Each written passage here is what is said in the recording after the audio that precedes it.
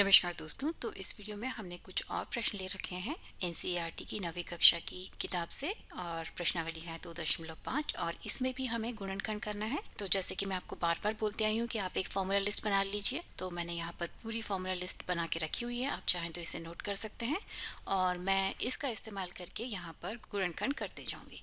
तो पहला जो प्रश्न है वो है 9x² plus 6xy plus Y square. तो यहाँ पर देखिए ये 9x² है, इसे आप लिख सकते हैं 9 का वर्गमूल होता है 3, तो 3x होल स्क्वायर प्लस 6 को आप लिख सकते हैं 2 गुना 3x और फिर हमारे पास y है और फिर हमारे पास है वाई स्क्वायर। तो ये जो है वो इस फॉर्मूले में पूरी तरह से फिट होता है, जहाँ पर a का मान है 3x और b का मान है y।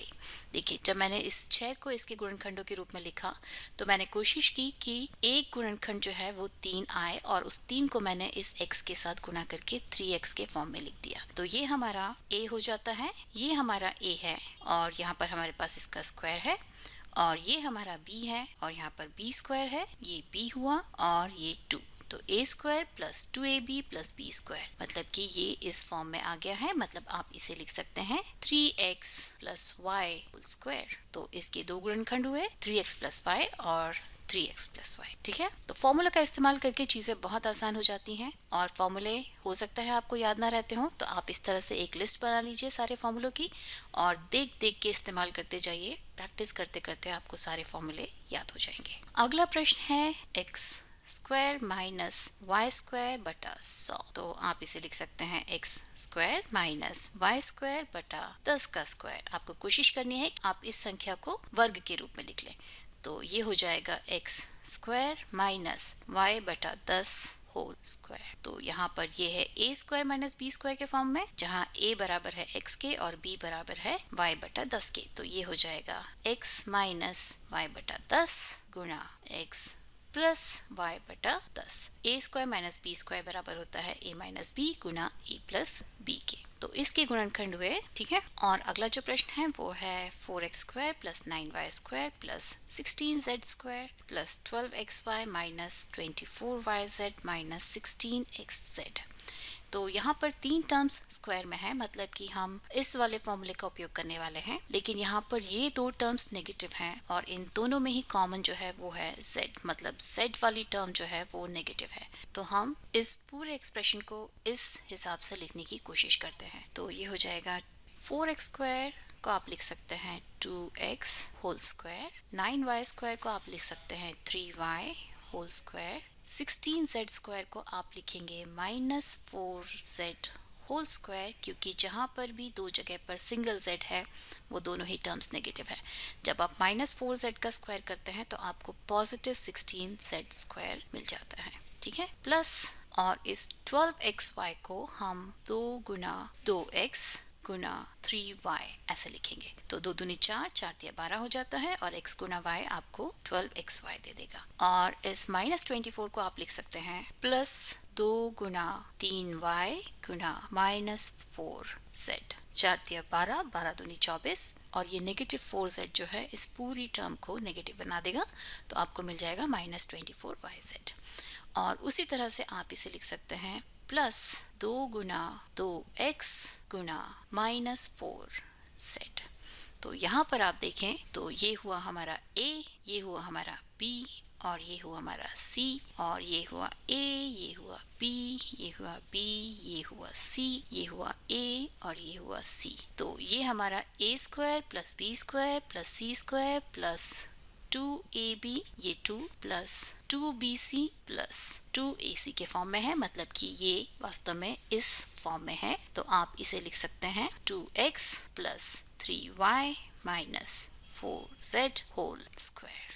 और अगला जो प्रश्न है वो भी इसी फॉर्म में है, हमें इसे पहचानने की जरूरत है। लेकिन यहाँ पर ये 2 टर्म्स नेगेटिव है, ये नेगेटिव टर्म है और ये नेगेटिव है और इन दोनों ही टर्म में अगर हम कुछ कॉमन देखते हैं तो वो है x, मतलब x वाली टर्म जो है वो वास्तव में नेगेटिव है। तो ये जो 2x² है इसे आप लिखेंगे माइनस √2x होल स्क्वायर। फिर हमारे पास y² है प्लस y², ये ऐसे ही आ जाएगा। और फिर हमारे पास है 8z², 8 के फैक्टर्स आप लिखेंगे तो वो बराबर होते हैं 2 × 2 × 2, या आप इसे लिख सकते हैं 2 × √2 का होल स्क्वायर। ठीक है, तो इस 8 को इस फॉर्मूले में फिट करने के लिए हमें इस टर्म को भी स्क्वायर के फॉर्म में लिखना पड़ेगा, तो हम इस 8 को लिखेंगे 2 √2 होल स्क्वायर। सो 8z² जो है वो बन जाएगा 2 √2z होल स्क्वायर। z को मैंने यहाँ क्रॉस कर दिया 2 और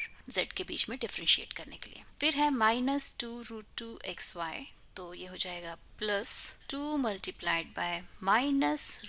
-√2x, ये हमारा फर्स्ट टर्म है, गुना y, प्लस अगली टर्म हो जाएगी 2 × y गुना 2 √2z, और यहाँ से आपको 2 × 2 4 √2yz मिल जाएगा। ये बराबर होगा 4 √2yz के।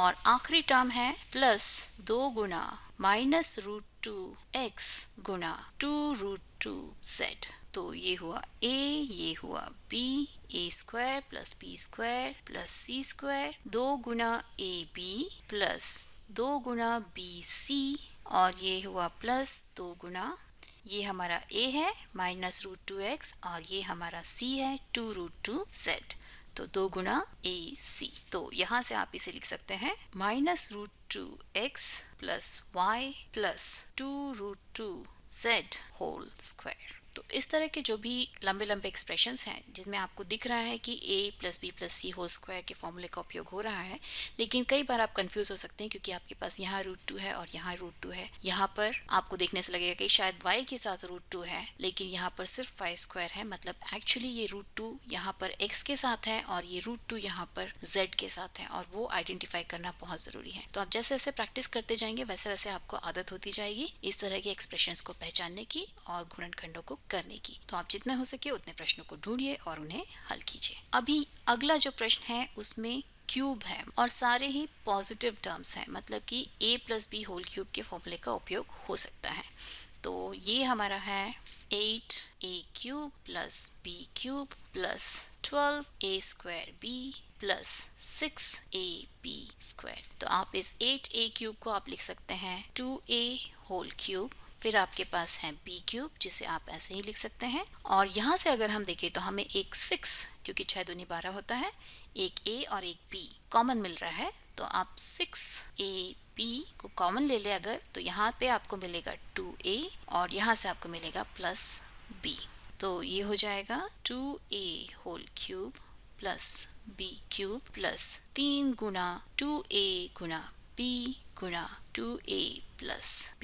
और अब ये इस फॉर्मूले में पूरी तरह फिट होता है, जहाँ पर आप a = 2a रखेंगे और b = b रखेंगे, तो ये a + b होल क्यूब के फॉर्मूले में फिट होता है, मतलब कि ये बराबर है 2a + b होल क्यूब के। ठीक है जी हाँ, आपको क्यूब्स भी याद रखने होंगे कुछ संख्याओं के, आप कुछ नहीं तो एटलीस्ट 10 तक के क्यूब याद रख लीजिए। और फिर हमारे पास है ये 27p³ - 1/216 - 9/2p² + 1/4p। तो इसे आप लिख सकते हैं 27 3 का क्यूब होता है, तो आप इसे लिख सकते हैं 3 × p होल क्यूब माइनस 216 जो है 6 का क्यूब होता है, तो आप इसे लिख सकते हैं 1/6 होल क्यूब माइनस इस 9/2 को आप लिख सकते हैं वास्तव में 3 × 3p होल स्क्वायर गुना 1/6। देखिए यहाँ पर 3 एकम 3, 3 दूनी 6, तो यहाँ पर आपको डिनोमिनेटर में 2 मिल जाएगा और 3 तिया 9 होता है, तो ये आपको 9/2p² के फॉर्म में मिल जाएगा। और इसे आप लिख सकते हैं प्लस 3 × 3p गुना 1/6 whole square.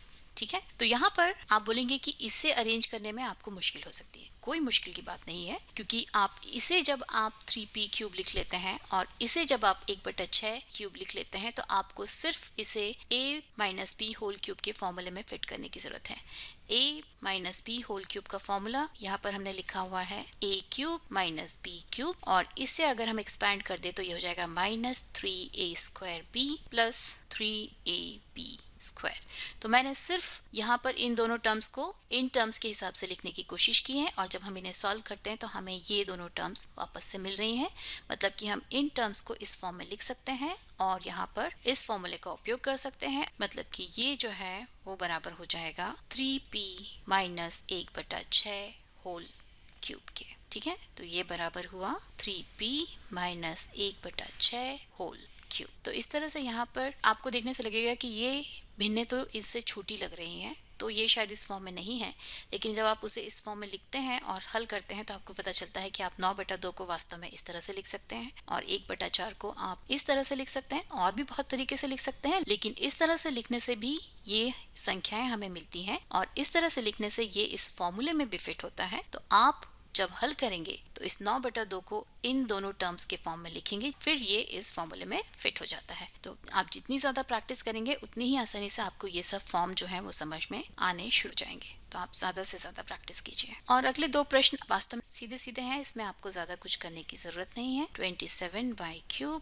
Plus 125z cube, इसे आप लिख सकते हैं 3y whole cube plus 5z whole cube, और फिर आप इसे a³ प्लस b³ के फॉर्मूले में रख दीजिए। तो ये हो जाएगा 3y plus 5z multiplied by a², मतलब कि स्क्वायर ऑफ 3y, तो वो हो जाएगा 9y² माइनस ab, मतलब 5 तिया 15 yz प्लस b², मतलब कि 25z²। तो ये गुणनखंड के रूप में हो गया। और अगला प्रश्न है 64m³ ऋण 343n³ 64m³ को आप 4m³ रूप में लिख सकते हैं, क्योंकि 4 गुना 4 गुना 4 होता है 64, और इस 343n³ को आप 7n होल क्यूब के फॉर्म में लिख सकते हैं, क्योंकि 7 गुना 7 गुना 7 होता है 343। ठीक है, तो अभी ये a³ माइनस b³ के फॉर्म में आ गए हैं, तो आप इस फॉर्मूले का उपयोग कर सकते हैं। तो ये बराबर हो जाएगा 4m माइनस 7n गुना 4m², मतलब 16m² प्लस 4m गुना 7n, क्योंकि यहाँ पर है प्लस ab, तो 7 चौक 28 mn प्लस b², तो 7 सत्ते 49 n²। ठीक है, तो इसके फैक्टर्स या गुणनखंड हो गए 4m माइनस 7n गुना 16m² plus 28mn plus 49n²। तो इस वीडियो के लिए सिर्फ इतना ही, और अगले वीडियो में हम इसी प्रश्नावली के कुछ और प्रश्न लेंगे जो कि इबारती प्रश्न है। तो उसके लिए आप मैथ स्मार्ट हिंदी को देखते रहिए। आप अपने दोस्तों को भी बोलिए कि वो भी मैथ स्मार्ट हिंदी देखें और उसे सब्सक्राइब करें, और नोटिफिकेशन बेल बजाना मत भूलिए, क्योंकि तभी आपको पता चलेगा कि मेरा अगला वीडियो कब आने वाला है। तब तक के लिए नमस्कार।